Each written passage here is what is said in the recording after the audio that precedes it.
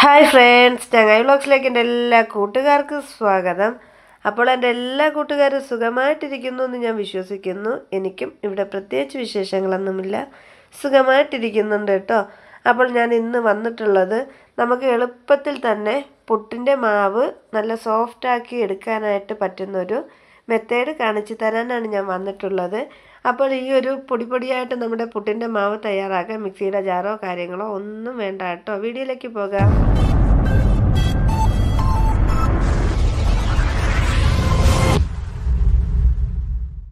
അപ്പോൾ ഞാൻ ഇന്ന് ഗോതമ്പ് മാവ് വെച്ചിട്ടാണ് ഈ ഒരു പുട്ടിൻ്റെ മാവ് റെഡിയാക്കി എടുക്കുന്നത് നിങ്ങൾക്ക് കാണിച്ചു തരുന്നത്.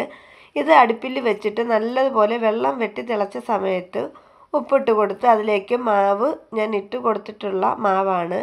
ഇനി ഇതിനെ എങ്ങനെയാണ് സോഫ്റ്റാക്കി എടുക്കുന്നതെന്ന് കാണിച്ചു തരാം.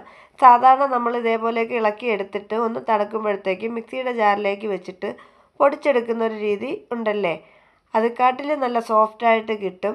ഇതേപോലെ തന്നെ ചൂടോടുകൂടി തന്നെ ഒരു സ്പൂൺ വെച്ചിട്ട് ഇതേപോലെ ഇളക്കി കൊടുക്കുക. കുറച്ച് നേരം ഒന്ന് ഇളക്കി കൊടുക്കുമ്പോഴത്തേക്കും നമ്മുടെ പുട്ടിൻ്റെ മാവ് ഏതാണ്ടൊക്കെ ഒന്ന് കട്ടയൊക്കെ മാറി കിട്ടുന്നതായിരിക്കും. അതിനുശേഷം നമ്മൾ കൈകൊണ്ട് ഇളക്കി എടുക്കാൻ പറ്റുന്നൊരു ചൂടൊക്കെ ആവുന്ന സമയത്ത് ഈ ഒരു സ്പൂണൊന്ന് മാറ്റി കൊടുത്തതിന് ശേഷം കൈകൊണ്ട് തന്നെ നമുക്ക് ചെറുതായിട്ട് ഇളക്കി കൊടുത്ത് നല്ല സോഫ്റ്റ് ആക്കിയിട്ട് ഈ മാവ് എടുക്കാൻ പറ്റുന്നതാണ്. അപ്പം നല്ല ചൂടായിരിക്കുന്ന സമയത്ത് സ്പൂൺ വെച്ചിട്ട് ഇളക്കിയിട്ട് ചൂടൊന്ന് തണുക്കുമ്പോൾ മാത്രം കൈകൊണ്ട് ഇതേപോലെ ഇളക്കി കൊടുക്കണം. സാധാരണ വീട്ടമ്മമാരായിട്ടുള്ള ആൾക്കാർക്കൊക്കെ ഈ ഒരു മെത്തേഡ് അറിയാവുന്നതായിരിക്കും. അപ്പോൾ പുതുതായിട്ട് ചാനൽ കാണുന്ന കൂട്ടുകാരും അതുപോലെ തന്നെ ഇപ്പോൾ കുക്കിംഗ് ഒക്കെ പഠിച്ചു വരുന്ന കൂട്ടുകാർക്കൊക്കെ ഇങ്ങനെയുള്ള വീഡിയോസൊക്കെ ഉപകാരപ്രദമായിട്ട് വരും. അതുകൊണ്ടാണ് ഞാൻ എൻ്റെ ചാനലിൽ ഇത് ഉൾപ്പെടുത്തിയിട്ടുള്ളത്. കണ്ടോ, ഇപ്പോൾ തന്നെ നല്ല പൊടിയായിട്ട് കിട്ടിയിട്ടുണ്ട്. മിക്സിയുടെ ജാറിൽ നമ്മൾ പൊടിച്ചെടുത്ത രീതിക്ക് തന്നെ നമ്മുടെ മാവ് റെഡിയായി കിട്ടിയിട്ടുണ്ട്.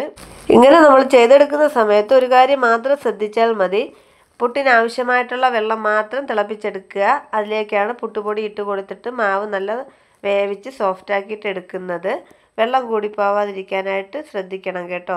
അപ്പോൾ നമ്മുടെ അടിപൊളിയായിട്ടുള്ള പുട്ട് ഇവിടെ റെഡിയായി കിട്ടിയിട്ടുണ്ട്. ഇത് ഒരു ദിവസം മുഴുവനായിട്ട് ഇരുന്നാൽ പോലും ഇത് സോഫ്റ്റായിട്ട് തന്നെ കിട്ടും കേട്ടോ. അല്ലാതെ പാഴിപ്പോവുക അല്ലെങ്കിൽ ഡ്രൈ ആയി പോവുക അങ്ങനെ ഒന്നും ചെയ്യത്തില്ല. തീർച്ചയായിട്ടും എൻ്റെ എല്ലാ കൂട്ടുകാരും ട്രൈ ചെയ്ത് നോക്കണം. അപ്പോൾ ഇന്നത്തെ എൻ്റെ കുഞ്ഞു വീഡിയോ നിങ്ങൾക്ക് എല്ലാവർക്കും ഇഷ്ടമായി കാണുമെന്ന് വിശ്വസിക്കുന്നു. ഇഷ്ടമായിട്ടുണ്ടെങ്കിൽ ലൈക്ക് ചെയ്യുക, ഷെയർ ചെയ്യുക, സബ്സ്ക്രൈബ് ചെയ്യുക.